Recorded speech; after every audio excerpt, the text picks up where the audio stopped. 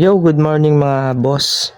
So, meron nga pala tayo dito ang nabiling Honda Click 125 version 2. So, iikot ko kayo mga boss kung ano yung mga meron dito sa binili nating Honda Click.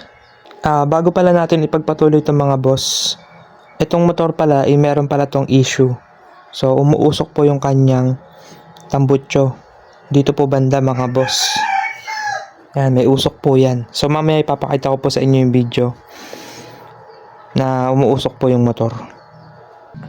Okay, so dito natin umpisahan mga boss. Meron siyang visor na pang NMAX. Yan. Mayroon din siyang side mirror. Yan.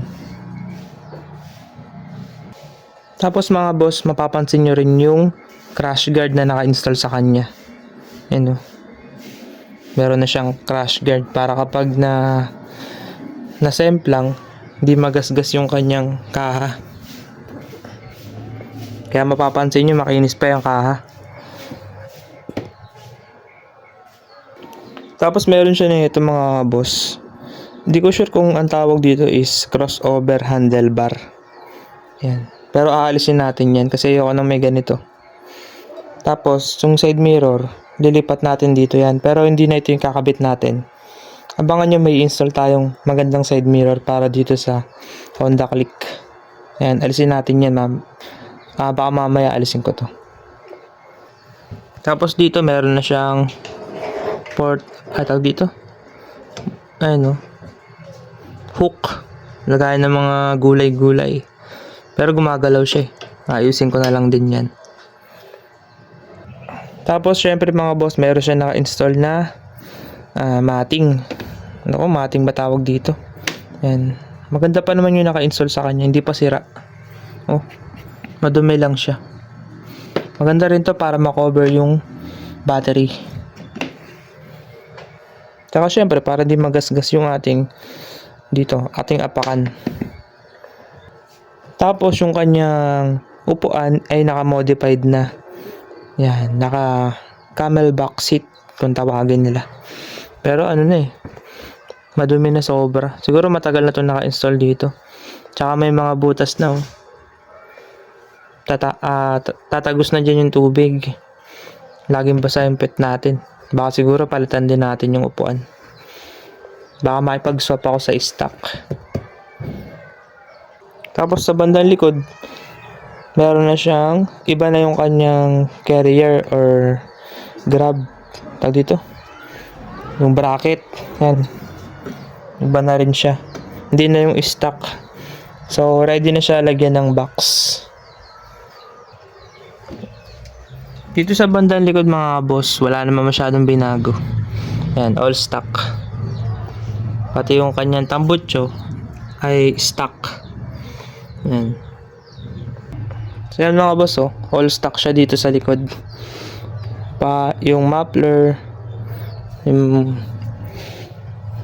wala naman masyadong binago dito sa likod. Puro sa harap lang.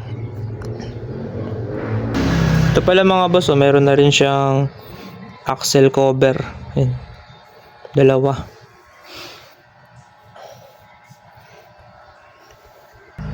Tapos may naka-install na pala sa kanyang mini driving lights.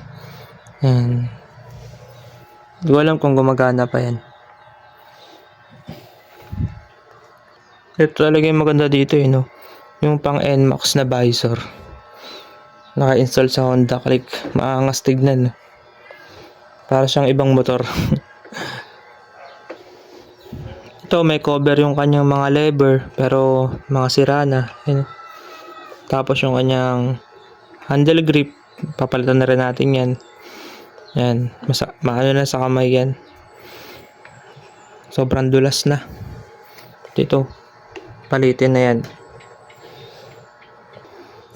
Yung gulong pala niya mga boss, yan, medyo makapal pa naman yung gulong niya. Ayun, napapansin nyo yung guhit sa gitna, ayan, hindi na siya masyadong malalim. So ibig sabihin kalbo na yung bandang gitna ng gulong niya.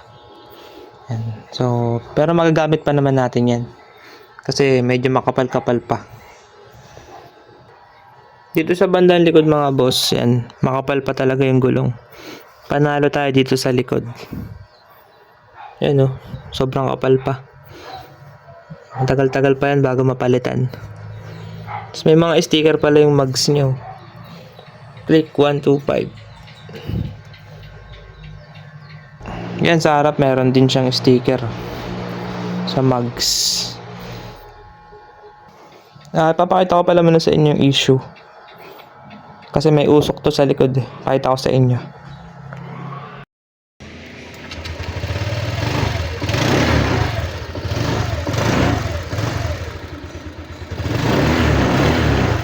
Yan mga boss, oh. Kitang-kita yung usok.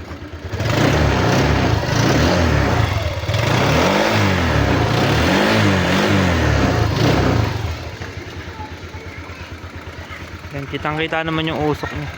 Okay mga boss, so yun lang yung ating vlog ngayong araw. Pinakita ko lang sa inyo yung bago nating project na gagamitin natin sa mga content natin dito sa YouTube tsaka sa Facebook. Abangan nyo pala yung mga magiging content natin dito sa Honda Click 125.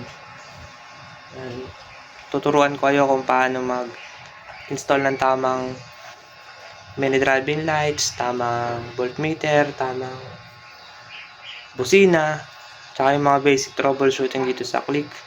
Lalo na second hand to mga boss, marami siyang medyo may mga issues siya, may mga issue na kailangan nating ayusin. So i-share ko sa inyo yung mga troubleshoot na gagawin natin dito sa Honda Click. Kaya yung mga nakaklik dyan, abangan nyo yung mga vlog natin. So yun lang mga boss yung ating video. Maraming salamat pala sa lahat na follow at nakasubscribe sa atin. Thank you so much sa inyo lahat.